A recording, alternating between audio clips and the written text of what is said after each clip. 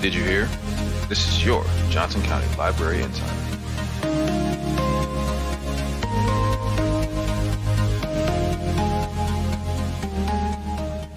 And now, our monthly must-knows. Here's the episode's call number. 320, Political Science, Politics, and Government. We present your word of the month. Donnybrook, a free-for-all, a brawl, usually a public quarrel or dispute. We here at the Did You Hear podcast hope that through the encouragement of civic discourse, we can avoid the dreaded Donnybrook. Here are numbers you should know. 1. It only takes one person to make a difference. Welcome to the Did You Hear podcast. Your library insider. For the month of October. There is nothing funny about a podcast being the library insider. I laugh at the fact that I forget you're going to do that every time. and then laugh at the fact that I can't pronounce insider. I put a R in there. Inserter. Oh. Well, hello again, everybody. This is Charles, and I'm here with Dave. Hi there. And this month, we are continuing with our series of Discovering Your Library with Part 5 and Civic Engagement. Yes. So, Dave, have you been civically engaged this month? Yeah.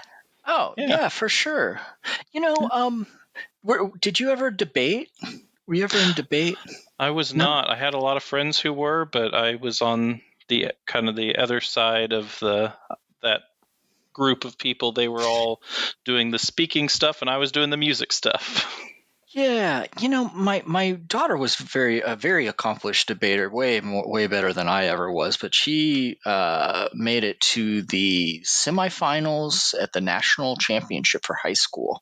Wow! And talk about that's an intimidating kid. It's like good luck with your kids. Once they start, it's like you realize they're so much smarter than you.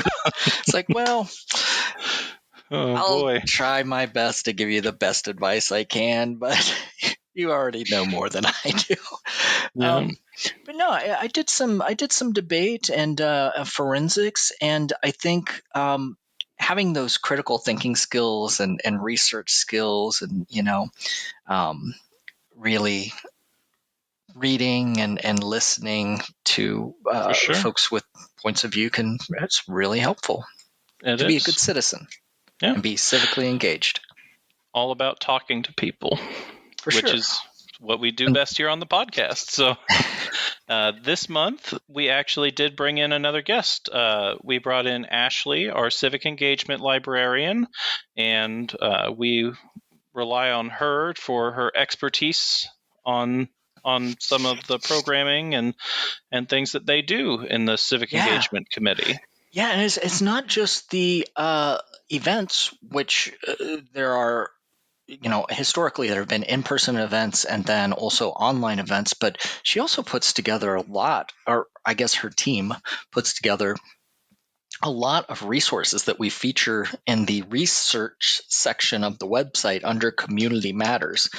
And there's a lot of gold to be mined there. Yeah.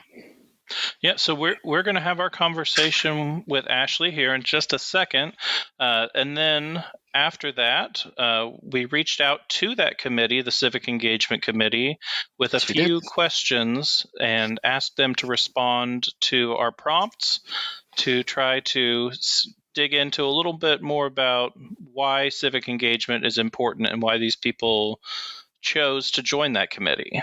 Yeah, and we want to thank all those folks for calling in and sharing those, and I know that you're going to enjoy listening to those. Yeah, and then Charles, you reached out to Melanie Fuemmeler, right? And I did, yeah. She runs our Community Matters book club, so I reached out to her, and I just wanted to find out a little bit more about what that program entails and who participates and kind of the purpose behind it, since it is part of this broader community focus that we have at the library. And- Look forward to hearing that. But that's not all. We could That's stop not- there and say that's a jam-packed, we top-quality could, episode. but we don't. We don't. We like to make these as long as possible. And I actually did reach out again to a local musician, Jill Westra of Jill Westra and them KC Boys, and she was kind enough to provide us with her most recent single and have a short discussion with me about her music. That's a lot. So I don't know about you, but I think we should just jump in. I think that sounds great. Let's do it.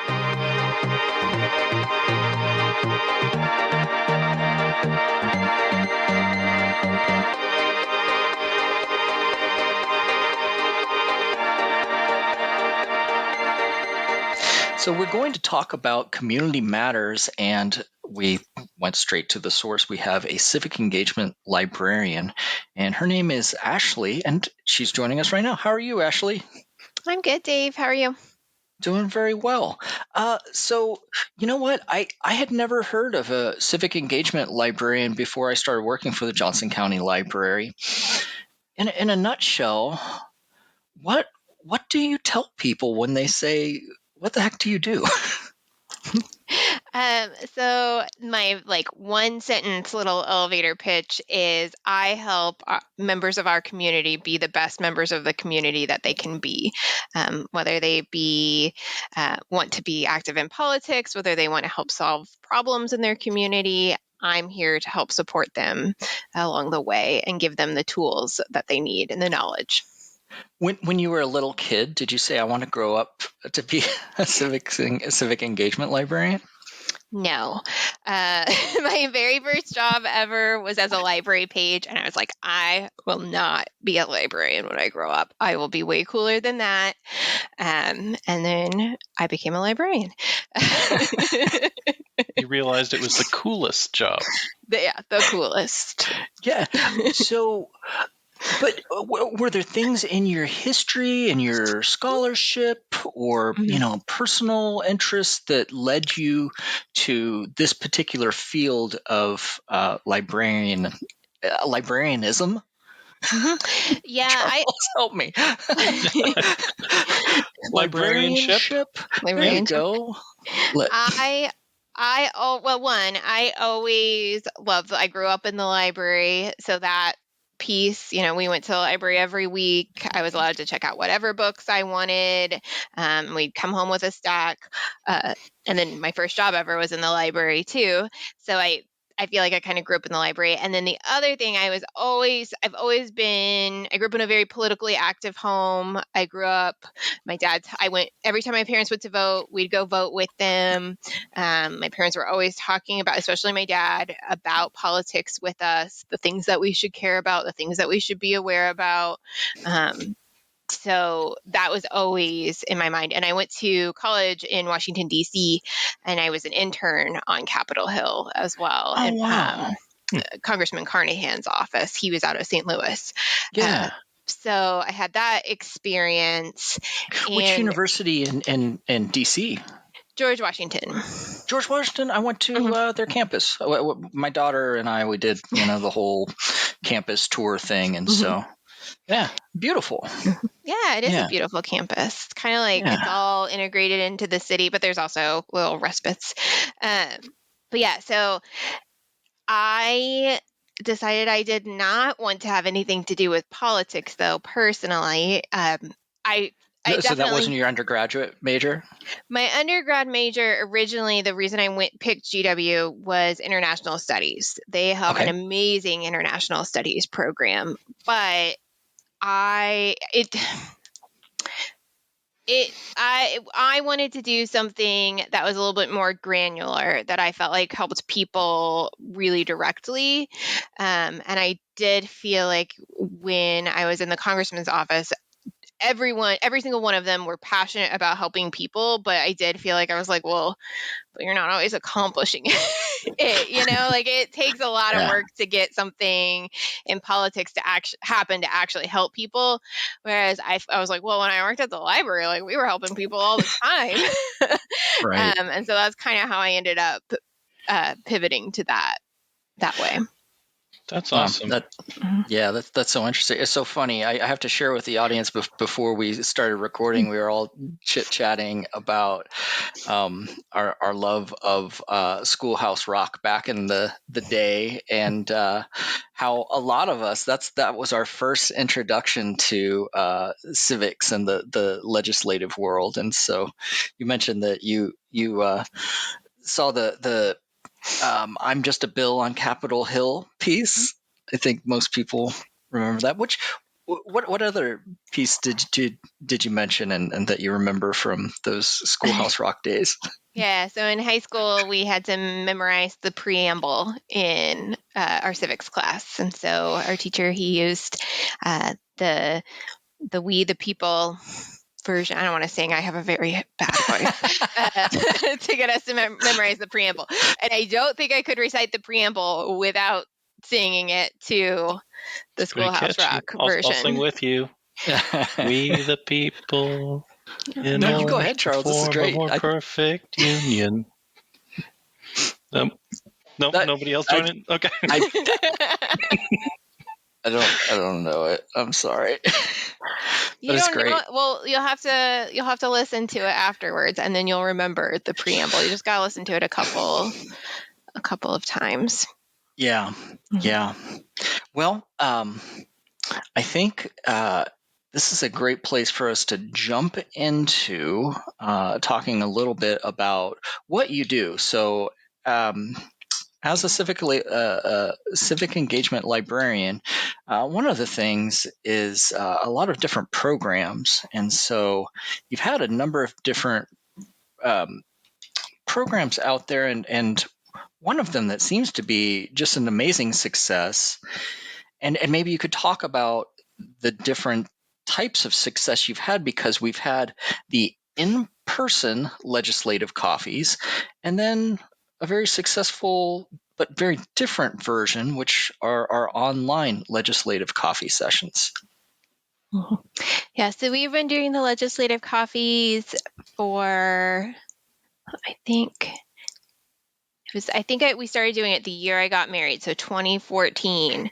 I was a little baby librarian. So since 2014. So is that right? Yeah, it's got it. I think it was 2013 or 2014. So 7 or 8 years that we've been doing it. And we started out at just 3 branches experimenting, and then we expanded again.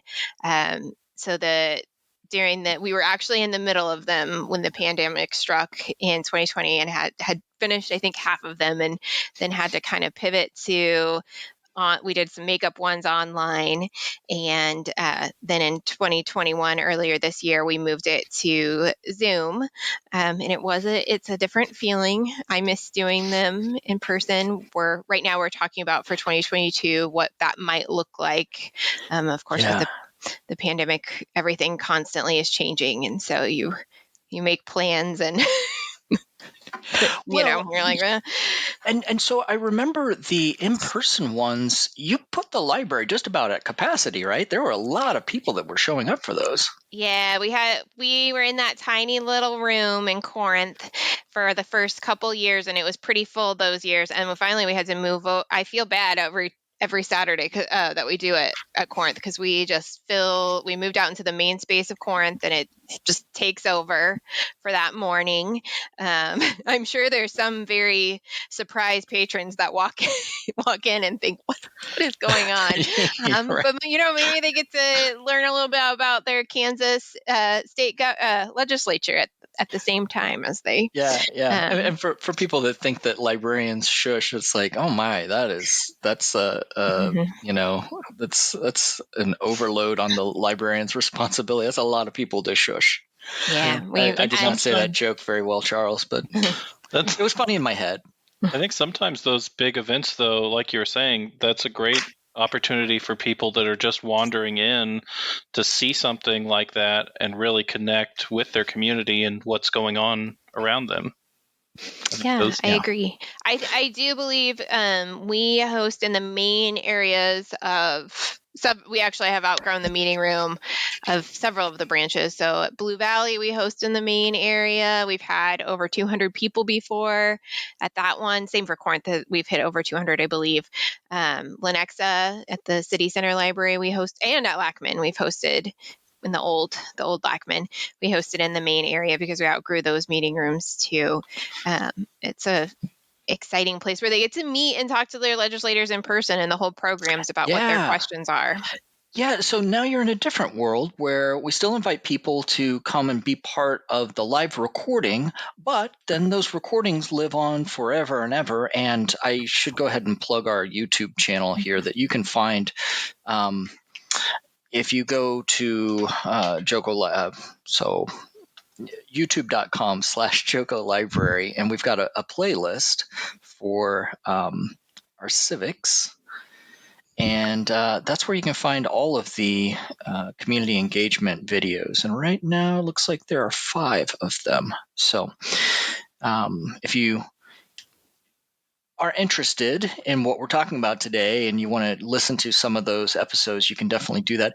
And so I did my homework and I've been listening to them, and you do a great job, Ashley. I mean, I think I'd be pretty intimidated with the number of, legislative folks that you have to corral. It's like they're authorities, but you have to be the authority in the room. It's like, hey, 1 minute. And you don't sound like this, but you have 1 minute and you need to keep to your 1 minute, and I make the timekeeper be the bad guy. That's the key. Is you assign somebody else to be the bad guy always. Delegate the bad guy role. It's interesting. So, do you always? Let me back up for a second, because the last episode I listened to, you had about 5 different legislators, and the topics ranged from gerrymandering to healthcare, drug rehabilitation, education, mask mandates, racial justice, and there were more topics than that. But I just wonder, sort of the behind the scenes part, do you fully rely on the audience to provide those questions, or do you come with a certain number of questions and then just kind of mix them up, or how does it work? The questions are all audience provided. We don't provide any questions at all. This past, usually in most years prior, we start with a blank slate. But this past year, because it was all online, we decided that we would put a form up so people could submit their questions ahead of time. So we had an idea about what some of the questions might be, but people were able to submit also live. So, we had questions up. Usually we have way more questions than we can even ask. So we try and prioritize based off of what either topic we're seeing that's most popular, or if we see, sometimes it's surprising, but you'll get not identical questions, but near identical questions, because there'll be bills in the legislature that are coming forward. So people will be asking, reading the news, and they'll see, and so they'll be asking about those same things. Well, we have a clip, so let's give it a listen. Okay, so to go back to the education bill, it is absolutely going to come back. When that bill was defeated in the Senate, I thought, oh boy, that completely changes the game. I had originally thought that we might have a very short veto session, but we're not going to have a short veto session anymore because that bill will need to be reworked, and obviously it will look different because some things will need to be changed if they are going to get it past both chambers, since it failed in the Senate.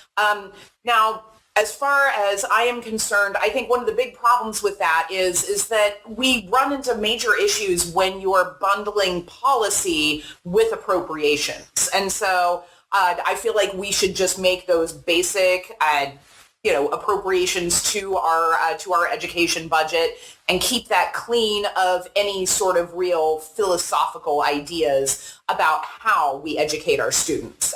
But that's just, I was going to say that's just me. That's obviously not just me, but obviously the powers that be prefer to sort of bundle those things together. So another Community Matters event that we have online currently, right there on our YouTube channel, is Civics 101. Tell us a little bit about that and how that got started. So with the presidential election, we saw that people, well, actually, the real reason it got started, I just remembered, I totally forgot, was at the legislative coffees. I was seeing questions about topics that I thought, oh, we could help answer and educate our community about these issues that maybe they're a little confused about. Sometimes we would get questions that weren't really appropriate for the Kansas legislators, but they didn't know who else to ask or where to ask these questions. So they would ask at the legislative coffees. And so I thought, oh, this is an area that we could help at the library. So that's where the impetus for the idea came about. And then with the presidential election, we thought this is a good time to start some of this and help answer people's questions. Yeah, and it was really fascinating. I thought I knew all about the First Amendment, but it's a lot more complex than I knew. And tell me, how do you go about getting the folks to participate, to present? So we just kind of, in the most recent ones, we've gone with what we're hearing from our audience they want to hear about, or common questions that I had been seeing at the legislative coffees. We just look and scour for local. I have a committee of people that helps me, and they help me identify potential speakers. I can't and don't do it all alone. So they're a big help, and they look at local universities or local organizations and help me figure out who might be a good speaker. And sometimes I ask the former speakers for other speakers. Sure. Use your resources. Well, let's give a listen to a clip from a Civics 101 session. We got another one, and this maybe is a good segue for you too. Do the same rules apply to government actors in the form of social media? There we go. Thank you for the nice segue. Free speech and social media. Maybe we can come back to this question after I run through the slide, but I hope that what I have would answer it sort of automatically. So let's start with the idea that there's really two sets of questions relating to social media when we think about freedom of speech. One question is, can the government regulate social media? Or does regulation of social media and the social media providers violate free speech?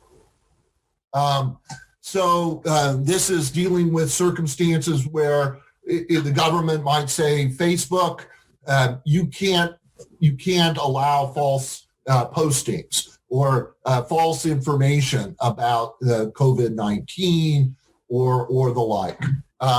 Or where the government targets the speaker. You posted stuff on Facebook, we're coming after you because that is unlawful. So in this circumstance, we're dealing with the highest levels of free speech protection. And any effort by the government to limit the content of speech on a social media platform, Twitter, Facebook, Snapchat, whatever, is going to be a problem and likely violate the First Amendment. So there are a number of other programs, and so some of them may be coming to an end. Some of them have gone away for a while. Let's just kind of touch base and see where they're at. So Gather at the Table. Before the pandemic, that was quite popular, but obviously we had to stop doing that. What will we see that again, or is that gone indefinitely? We will see it again someday, I believe. I just don't know when. It's a difficult time to get a bunch of strangers together in a room to sit at a table and eat together. But that's essentially what Gather at the Table was. It was an opportunity to discuss difficult topics with strangers. Yeah. And that's not one that really transfers well to the digital realm, right? I mean, watching people eat over like a webcam and Yeah, and it's hard to have. I mean, it's hard for me, even with people that I know and I'm comfortable with, to have a conversation on Zoom. I'm constantly interrupting people, so it's not the most ideal and easiest to translate to online. But we used to. I think it was monthly. I think it got up to monthly by the time the pandemic hit. Every month we were having a conversation in the Central Resource Library that was intergenerational about all kinds of difficult topics in the news. Or Yeah, So no, go ahead, along Charles. I was just saying, along those lines of gather at the table, the news and views one has seemed like kind of an online approximation of that. Yeah, it's a little bit lighter. I don't want to say it's I wouldn't call it lighter hearted, but it's similar to Gather, but it's not quite identical. Gather is 100% just about your personal experiences, your personal point of views. And News and Views, it incorporates current events and things that people are reading in the news, gives them a chance to talk about it, and then also incorporates some of their personal experiences as well. And that one's still ongoing, right? Yep, we have one scheduled for the evening of October 21st, and then a morning session on October 26th. Yeah, and so that is really all about critical thinking, critical listening skills, and being evaluative of media. Is that? Yeah, am I close? That's part of it. That's it's an opportunity for people to read news critically, share what they've learned from that news, share maybe what they disagree with that they read, and incorporate their own personal experiences into it, because ultimately, everything that's political is personal. For sure. And so one thing that you've done in your position, if folks listening want to go to the website jocolibrary.org, you'll see that top ribbon of navigation under research. Click all topics. And so under all topics, you'll see Community Matters. And so if you go to the Community Matters page, you will find there are a ton of really great resources. Some of them are local publications like the Shawnee Mission Post and Blue Valley Post, Kansas City Star. There's a really great website called it's called My Resource Connection, and it's all about local help in the community. There's a link to the Community Matters events. And then there are these great guides. And I believe you, if not just you and your team have put together these guides. And one of them is evaluating media and digital information. So is that something that is referenced in your News and Views group or as a resource? So I believe that it is included in we also create a list in case people don't want to have to hunt down their own article or podcast. We cull a small list of potential articles or podcasts that they could listen to on whatever the topic is in a given month. And I believe we do link out to the Evaluating Media Guide too, just as a little reminder of read critically, think critically, don't believe everything that you read, even if it's coming from a reliable source. Still consider, evaluate, consider who's writing it, who's saying it, what their motivations might be, all of those things. Evaluating media and digital information. And so it reads, Our Civic Engagement Librarians have produced this Evaluating Media and Digital Information Guide to help you with fact-checking resources, build your critical thinking, and library and curated lists. And so you've got some really great resources there, like AP Fact Check and factcheck.org and PolitiFact and Snopes, and then all kinds of resources to build critical thinking, and then curated lists. And so, yeah, that's great. My personal favorite is the Common Sense Media. It's a teen driven. So they train teens on how to evaluate media, and then those teens go out and train other people on evaluating media. And I just think I think that's very cool. Neat. And then some of these other guides, you have one that's information for voters, which that's exactly what a library should have. I mean, if you don't know and you want to research these topics, everything from where you need to vote or where you need to register, or how to do that online, and non-partisan and nonprofit websites to really help you in voting, and a lot of great information about elections, and then candidate and ballot research. After there's this point, I think, through one's life, you have that first opportunity to go vote, and you're like really proud of yourself, and that's great. And then somewhere over time, you realize that the big folks to vote for, but then there are all these other smaller issues that you didn't really know about until you got into the voting booth. Or judges, should they be retained? I don't want to fire somebody unjustly, And so it's so great that there are resources out there and you can really be informed. And so I am proud to say I no longer just vote blindly or leave things blank, because I go in informed. And I wish I had consulted. I wish I had this guide available. This is so great. Yeah. And when I go to vote, I always pull up the Johnson County Elections Office. They let you access your sample ballot 20 days ahead of time. So I print that off and I use that as my guide. And I fill out the little paper before I go, because I will sometimes, even though I've read a lot about a specific topic, when I'm in front of the little screen, I'll blank. So then I can pull out my little sample ballot, and we'll print all of those off. Everything voting related. Also, the library will print for free for anyone. So that's not a barrier. I've got to say that last year in 2020, the mail-in ballot that I did for both the primary and the general election in 2020, that was so nice to be able to look at all these resources while I'm filling out a mail-in ballot, and I could take my time, and I didn't feel that pressure of being in the booth and people waiting on me to get my boxes checked and get out of there. That was great.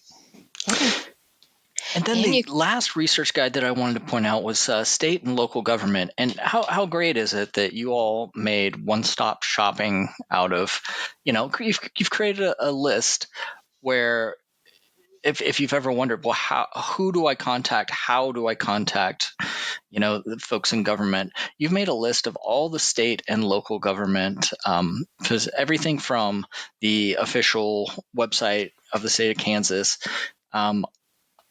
all the offices in the executive branch, everything in the legislative branch, judicial branch, all of Johnson County government, and then all the municipal governments in Johnson County. And so there are links everywhere.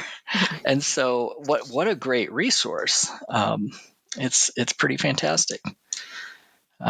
Was that difficult to? I mean, that's at least a day's work, right? Well, like I said, I've got a team of people behind me. I think the hardest thing for me, I'm not a details person, so making sure all the links actually worked. Like I went through and I clicked on all of them, and then I had somebody else double and triple check me, because I did not create all these guides myself. But if somebody's going to have a broken link in there, it's going to be me. I'm going to be the one that. Well, being from the web world, a lot of times it's not your fault at all. Other folks change things around and don't let you know. So you learn the hard way later. Well, I think the last thing that we really want to talk to you about is, it's kind of an open question, but what what is the library's relationship with the upcoming elections? So the library is here to provide support to anyone who's voting, help guide them, help answer any questions that we can. We are here to help, if you're doing candidate research and you need to print off something, we'll print it for free. And then we also provide polling places, not necessarily everybody's polling places, but we are polling places. And then we do have the ballot drop-off boxes, and those are available to anyone who is voting in advance by mail. You can drop off your ballot at any of the library locations with a ballot drop box and vote that way as well. All right. Well, thank you so much for spending some time with us today. And we look forward to all the upcoming events, and we're sure that the audience is going to make use of all the great resources that we have available. And so thanks again, Ashley. We really appreciate it. Thank you. Yeah. Thanks, Dave. Thanks, Charles.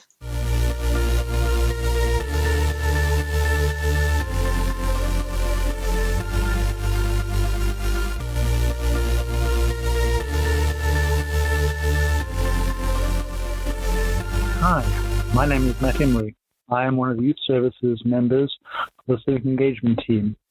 I'm on the Civic Engagement team for two main reasons. The first reason is I believe that everyone should have access to information to help inform their choices of living and contributing towards civil society. The second reason is I am an immigrant to the United States and in the process of becoming an American citizen. And Civic Engagement gives me the opportunity to learn about America and what it means to be American while serving my community. That just about covers why I'm on the team. And I believe the future for civic engagement is bright, because with more migrants like myself becoming citizens, there'll be people wanting to find out more about this great country and how to engage more with the services that it provides, as well as people that were born into America and would like to find out more about the country that they've grown up in and love as much as we do. My name is Catherine, and I am a member of the Civic Engagement Community Matters Committee. For me, civic engagement means being aware of and also being involved in what is going on in your community and how it affects your community, whether it's political, social, or environmental. Community Matters is exactly what it says. Our communities matter, and it takes all of us to make it better. I am not very politically minded, so I definitely appreciate those on the committee who are. My drive to serve on this committee is more for the community engagement part, creating the safe spaces, being a bridge for the uncomfortable conversations, building and sharing resources that patrons may be ashamed to ask for or just don't know where to start. Our work and programs are important because we provide the knowledge and the resources to make informed decisions. People trust libraries, so we make the perfect starting point for when patrons see things happening and want to learn more, but have been turned off by information overload. My hope right now for civic engagement is to continue to be a platform for patrons where they feel they can make informed decisions. I hope that we can give patrons a sense of wanting to explore more and become even more invested. If I'm being optimistic, I think the future of civic engagement could be joint municipality programming. In our area specifically, so many of our patrons cross city, county, and state lines. And in one way or another, we are all affected by those decisions made across those lines. Why shouldn't we have joint programming ventures? Hi, this is Hillary. I serve on the Civic Engagement Committee because I hope that the work we do and the programs we offer can help people understand the issues and navigate their choices when it comes to matters of community. In order to participate in shaping our communities, we need to be informed and involved, and I think civic engagement provides the framework that allows people to get started and participate in events and decisions that will make a difference. We all live in communities that we want to thrive and be happy in, Civic engagement helps people understand how to participate in shaping that community.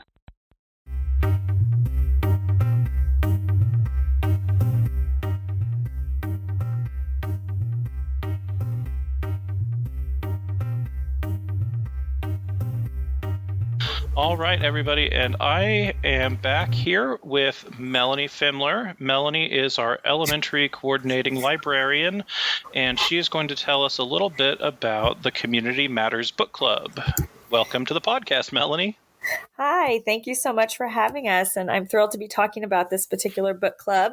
It's one that we really kind of visioned out of the COVID pandemic and the need to move our book clubs online in a time when just as a society and as individuals living within diverse communities, we were living in a really complex time. And so this really came forward because there was a strong patron request for some intergenerational programming. And we thought at this particular time and unique point in our history, there was just really such a need to open conversations between parents and youth, caregivers and youth, teachers and youth, and just really understand the variety of perspectives that we're living and breathing in our communities in very passionate ways. And so this really came about and encouraged families to sign up together. And so we have a template and kind of a flow that we do where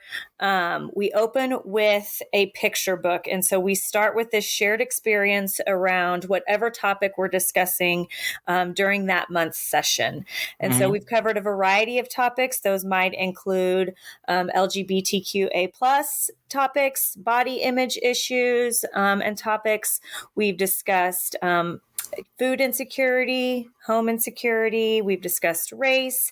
And so we really try to run the gamut of thinking about the messages that our youth and parents are seeing through social media, news media, and just the different outlets that we are all immersed in on a daily basis, and really thinking about how to bring people around the table to have conversations in a community-based and safe setting where we're talking to each other and not a screen, or really creating that two-way dialogue. And so to kind of go back to our template, we start with a picture book.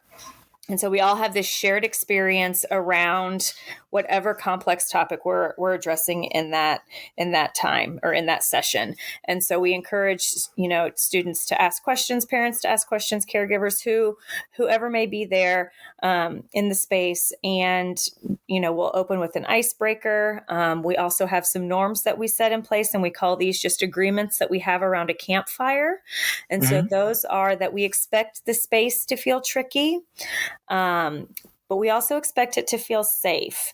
But safe doesn't mean comfort necessarily. And so we also set the expectation that things may become uncomfortable, but that's when we really encourage each other to reach out to one another, as opposed to kind of, that natural feeling of, kind of shrinking in or becoming silent, that we want the conversation to happen. And that's why we're providing the space. And so those have really set up a really trusting space, I would say. And we see a lot of return families each month and each season. And so then that helps build that trust too, when you can come back season after season, month after month, see some of the same faces and really start to connect in that way. And so then after that picture book experience that we kind of open the conversation with, then we go into the chapter books that they've read. So we send home 2 each month. They can read both or one or the other. And so sometimes we'll break out into smaller groups and do breakout rooms. And again, kind of that small group conversation can feel safer than being in a larger virtual space and, being posed with questions that, might make us think a little deeper than we typically do, or make us, challenge our own thoughts and beliefs. And so, again, we really try to build that trust in a variety of ways with the patrons and the staff, and making sure everyone's encouraged and led in those conversations in a safe way, in a way that stays rooted in the text too. Right. Our characters and the settings and stories that unfold in the pages of the books we send out to our patrons really can help us learn those lessons and understand different perspectives. And so we really aim to stay rooted in the text and the conversation that it brought forth and the thinking that it brought forth too. Okay, that is a lot of cool information there about the program. I appreciate that, and sure. The in-depth overview. What age ranges have you seen? I know you said it's a family program. It is, yeah. So we promote it or encourage families and youth ages 8 through 13, 8 through 12, just because of, the complex nature of some of the topics. But because it is a family book club, and because families are together in the evenings, we'll see little brothers and sisters, and sometimes pets pop in too and engage in the conversation. And so that is another piece that just makes it really lively and energizing.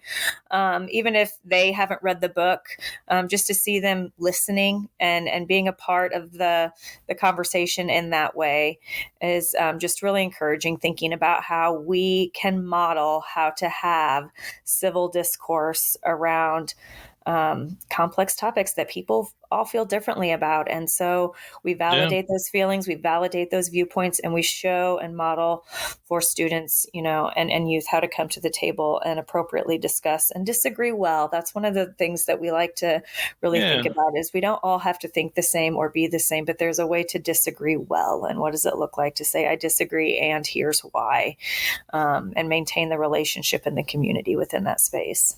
Yeah, and that seems like such a powerful message to send to people, that you don't have to always agree, that just having those conversational skills and knowing how to communicate with someone who may have a differing viewpoint, that's really awesome.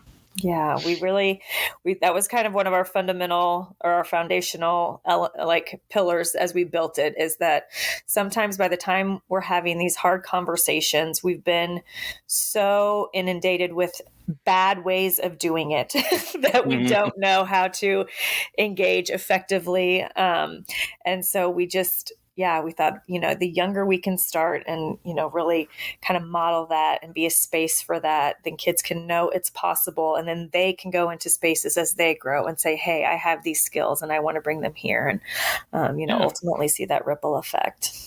Okay. Well, the program seems like it's been a success so far. If people are interested in participating in future Community Matters Book Club events, what would be the best way to get in touch with you or get signed up for the event? Sure. They can always head over to the Johnson County Library webpage and go to events and see where, and then just type in the search bar there, Community Matters Book Club, and it will populate the dates, times, and books that we'll be reading. And then they register there, and then we follow up in an email to make sure that we have the correct contact information for them to be able to send the books and get them ready for the book club and the conversations that we'll have. And so that's probably the easiest way. Of course, they can search my name on the staff page too and send me an email, and I'll be happy to guide them into how to get registered. And I think I just want to make one more important point, because these topics that we discuss can be complex. We typically also pull in an outside facilitator who has lived experiences around these topics. And so that's really important to us too, just in terms of having a voice at the table that can speak from the perspective or personally from the topic that we're discussing. And so know too that this is a club then that connects with the community beyond the library as well in terms of those speakers, and sometimes even author events. We've had authors of the books that we've read come in and talk to kids about their experiences and how the book came to fruition through what they had lived. And so it's powerful in that way too. Yeah. That is a great. I'm going to have to look into this a little bit more myself too. Yeah, the more the merrier. We love pulling this group together, and it's been well received by our patrons and continues to be a very powerful experience to those who participate. Very cool. Well, thank you for joining us today, Melanie. Yes, thank you so much for having us and highlighting our program.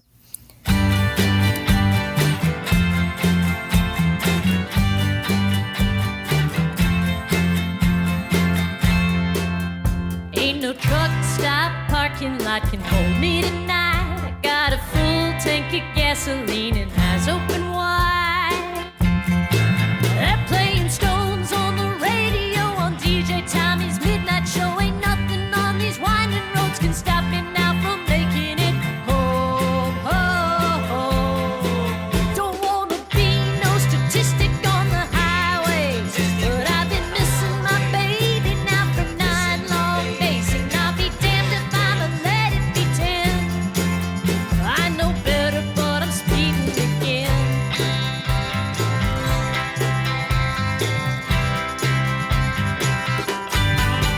When I last saw my man, he told me, baby, don't speed. I need you back in my arms and safely all in one piece. And when he tells me how he loves me so, I throw the hammer down far as it can go. Ain't nothing on these winding roads can stop me now from making it home, home, home.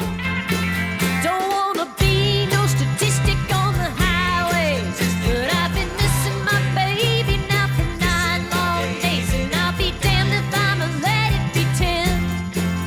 I know better, but I'm speeding again.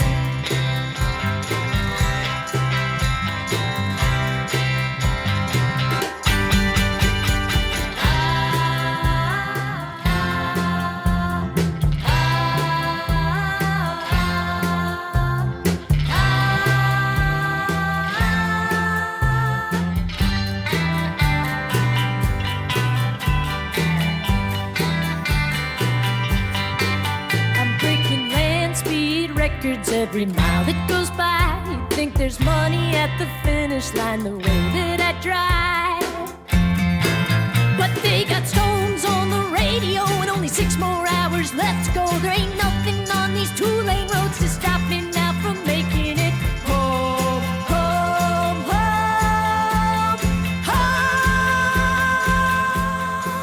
Ain't gonna be no statistic on the highways, but I've been missing my baby now for 9 long days, and I'll be damned if I'ma let it be 10. I know better, but I'm speeding again.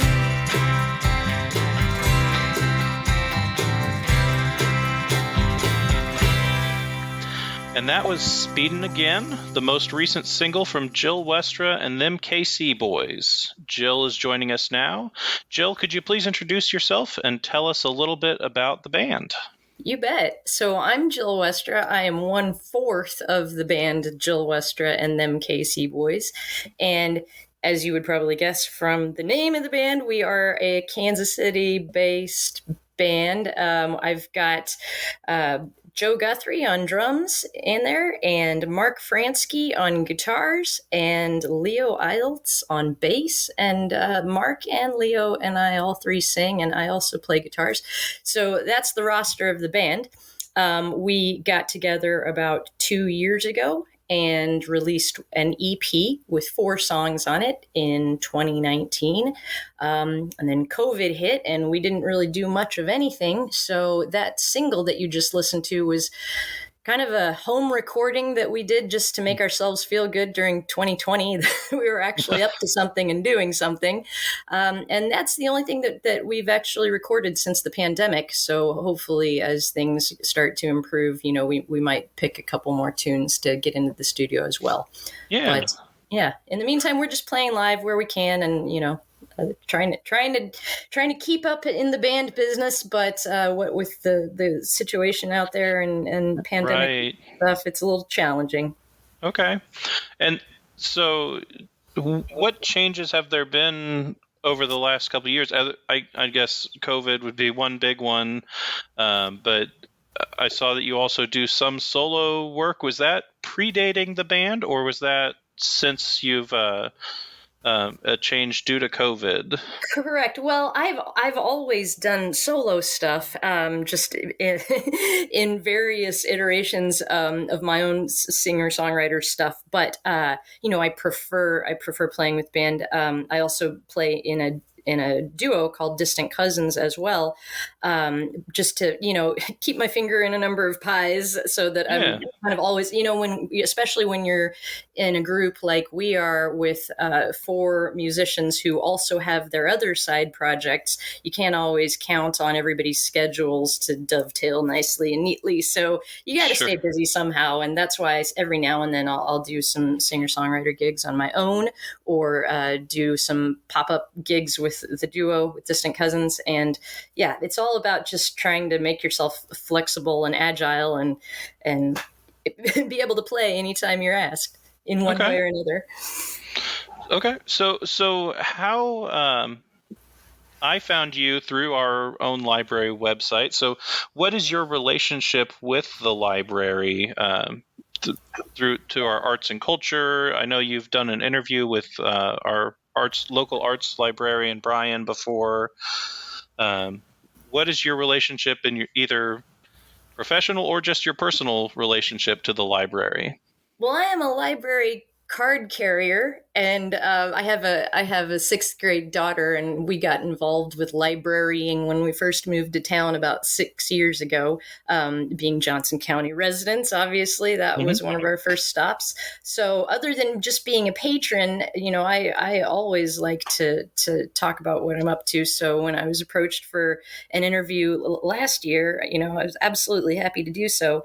But yeah, I love the fact that you all support local musicians and artists, and happy to give my time wherever I can, because I am a big fan of the Johnson County library system. I think it's first rate, top notch. Well, thank you for saying that. That's very kind. So you said you had one EP that you released. Is there a second one now, or? Nope, just one EP. Just the one? Okay. And then, the single that was released. And so that's available as a single on all streaming platforms and YouTube and what have you. We've got a website, and we've got Facebook page, et cetera. So, all our songs are out there for public consumption. And but otherwise, the only physical, I don't really believe in releasing physical CDs anymore. No, I don't listen to CDs anymore, and I don't think there's many people out there that do. So it's really more of a very expensive business card to hand out to your friends and prospective fans, and just being trying to be as sustainable as possible in everything I do. I'm not sure we're going the route of the old-fashioned CD anymore, but there you go. Yeah. Okay. And then they can find that, you said, a few different ways: YouTube, the album, through your website. Our website is www.jillwestra.com if anybody's interested. It's out there. Yeah. And we do have, like I said, a Facebook page and some social media out there as well. Okay. And then if people want to come see you live, you said you were still performing at a few places around town. Is that correct? Right. Well, we have, we kind of wrapped up all our summer gigs at the moment. So we will be maybe booking some fall opportunities, but we don't have any on the calendars right now. It was a very strange situation. Once venues started opening back up, it was like the wild horses were released, and all of the musicians and the bands just came screaming out of the gates and booked everything up lickety split. So we actually have not a lot on the calendar going forward, other than I've got some solo stuff and I do some stuff. I have some stuff with Distant Cousins coming up, but we are looking for some opportunities in the fall. I think not knowing really what indoor venues are going to do at this point makes it a little challenging. And then again, just the desperation of all the musicians in town who haven't been able Right. to gig freely for a year means that the competition is pretty stiff out there for getting the places that you know and love and want to play at. So that's so if you do get any of those, where would people see that? What's the best place to find your upcoming performances once those get booked? Absolutely. The website and our Facebook page. I keep that updated real well. And so we would definitely have that out on the interwebs if anybody's interested. Okay, well, that sounds great. Thank you for sitting down with me today and talking about your music.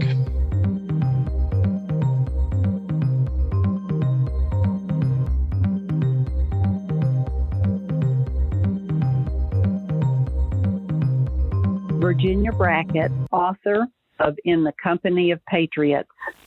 Journal entry, August 12, 2020. I don't write in my journal each day, even though it seems an important thing to be doing right now. When I could use writing the most in the middle of this stinking self-quarantine, my mind betrays me. In pandemic, thoughts don't arrive fully formed and ready to record. In pandemic, thoughts splinter. Their bits blow into the ether before I could even consider them. Or they do the opposite, settling in the mind like birds on a utility wire, noisy, in a straight line, occasionally lifting, but then returning to roost as vivid images. Just so, a picture came to me as I sat distracted, wanting to think about the day ahead, but probably because each day in isolation runs into the next, instead thinking of my past. On a sunny summer Arkansas afternoon, I must have been about 9 years old, I walked into my best friend's dark family room, or den, as we called those rooms where families gathered. Her mother was doing something with her younger sibling, a sister, a brother, in the kitchen. Her father sat separate on a large chair facing the television. Suffering momentary sun blindness, I remember blinking several times, trying to bring into focus the object beside his chair. It looked like a leg that ended with a foot in the shoe, but how could it be standing there on its own, with some strange leather apparatus attached to the top? In retrospect, I can understand my confusion. I may have heard of fake legs, perhaps even the term prosthesis, as that was the 1950s, and veterans and their sacrifice through civic duty were still on the minds of many, but I'd never encountered one, a prosthesis, I mean. As focus returned, I could see more clearly that leg across the room, standing of its own will, as well as the short and natural limb belonging to my friend's father. Had she told me about her father's missing limb? I don't know. I remember that as a child, I'd been taught not to blurt out thoughts that could be impolite, especially not to an adult. So I assume we passed quietly and quickly through the den to go to my friend's room to play. I recall no discussion about what I'd seen. Why do I remember this now? Maybe my subconscious has dredged up this particular memory to remind me that all suffering is comparative. What I suffer now, separated temporarily from my friends, my family, my community, unable to perform the simplest of errands or shopping duties for myself, feeling simultaneously bored and restless every day, is hardly a sacrifice. My parents' generation knew sacrifice well. I had never known my own father, lost to a sniper while serving in Korea when I was a baby. Our president labels himself a wartime president, but this is a different kind of war altogether from that defined by deaths in foreign locales, far from our everyday. Instead, the pandemic dead and dying convert our hospitals into community battlefields. Sheltering in place, I'm going to try to finish the chapter in the novel I've been reading for 2 days, the one I should be discussing in our book club, Another Gathering Delayed. For now, I'll add the book title to the list in the front of my journal, a list that measure my days and years through pages turned. We end today's show with another installment of In Search of Paul Rudd.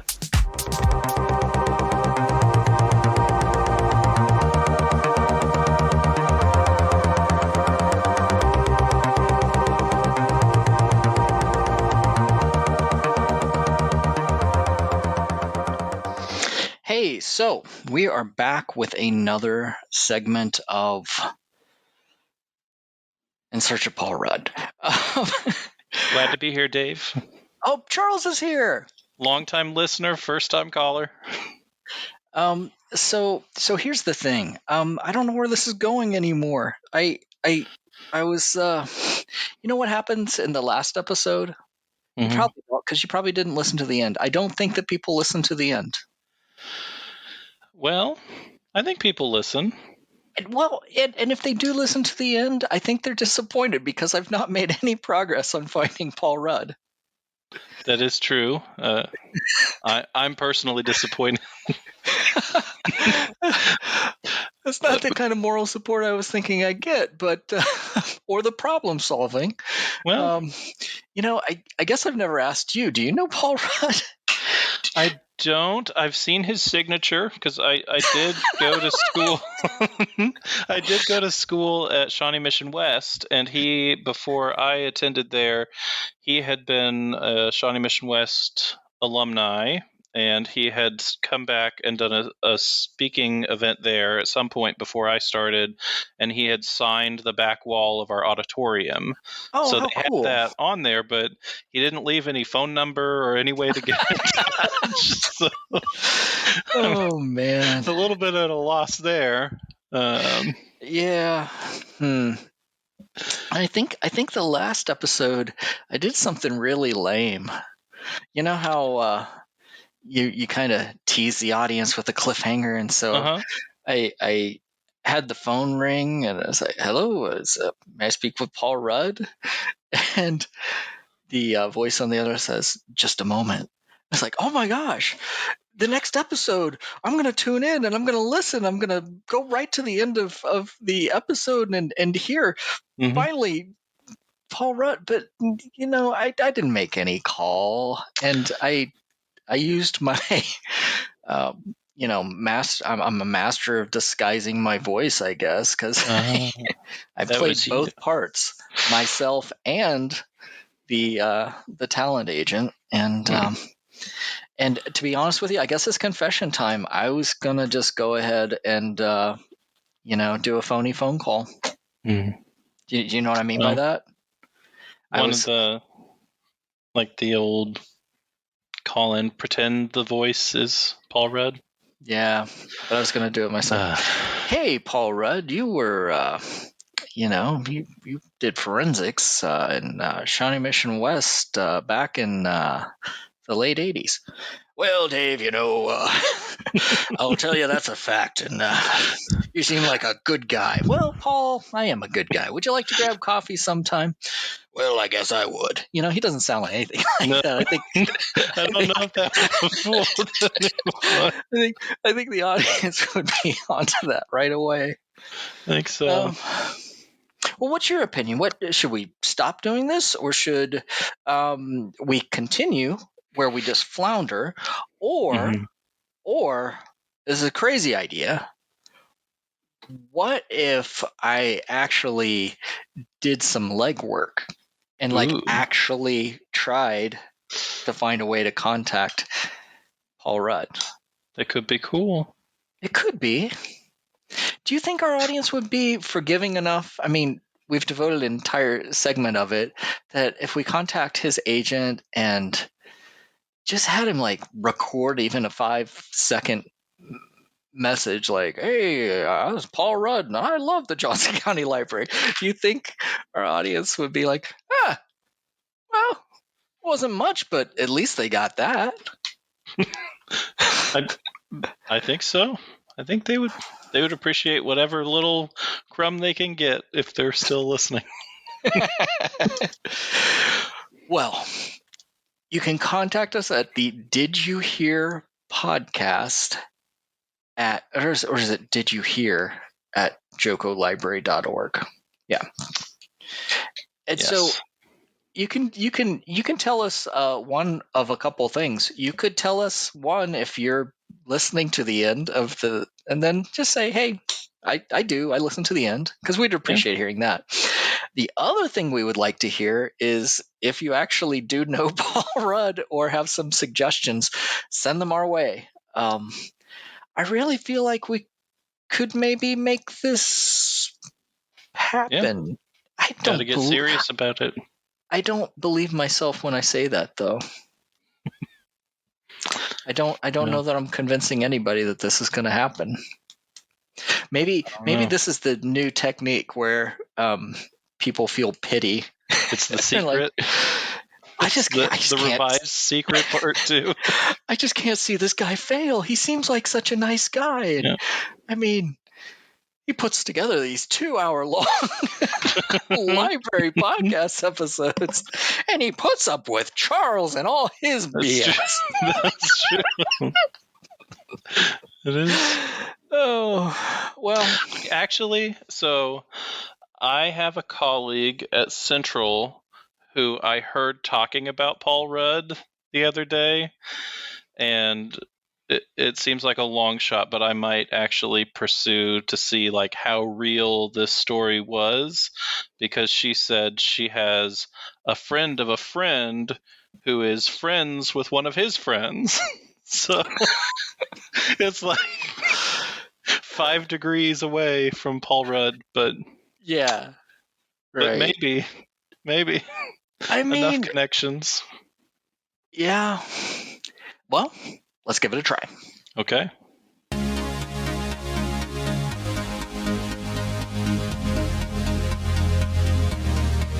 Did You Hear is a production of Johnson County Library in Johnson County, Kansas, USA.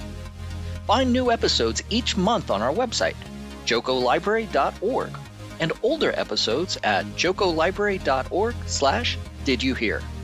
You can subscribe to the Did You Hear podcast from our streaming home, jocolibrary.podbean.com, or search for Joco Library or Did You Hear at your favorite podcast streaming service.